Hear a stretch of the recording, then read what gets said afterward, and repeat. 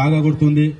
ఇదే అంబేద్కర్ చౌరస్తాలో తెలంగాణ రాకముందు వీళ్ళందరూ పెద్ద మంత్రులు కలిసి మరియు హుజురాబాద్లో చెందినటువంటి రాజకీయ నాయకులు, వివిధ పార్టీకి చెందినటువంటి లీడర్లు మరియు వివిధ కులాలకు మతాలకు సంబంధించిన పెద్దలందరూ కలిసి తెలంగాణ యావత్తు అందరూ జనాలు కలిసి ఎలాగైతే తెలంగాణ సాధించుకున్నామో అదేవిధంగా ఇప్పుడు బీబీ జిల్లా సాధన కోసం ఇలా అందరూ ఏకమవడం చాలా సంతోషకరం.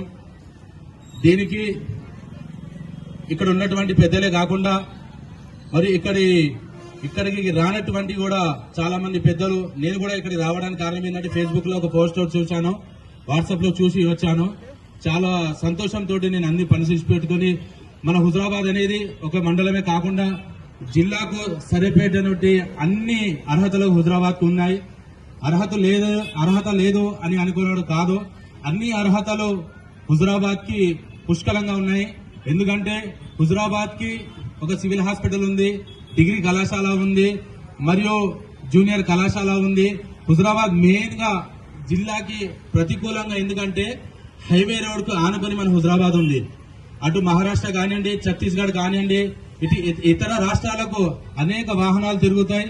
అనేక మంది ఇతర రాష్ట్రాలకు, ఇతర జిల్లాలకు వెళ్లే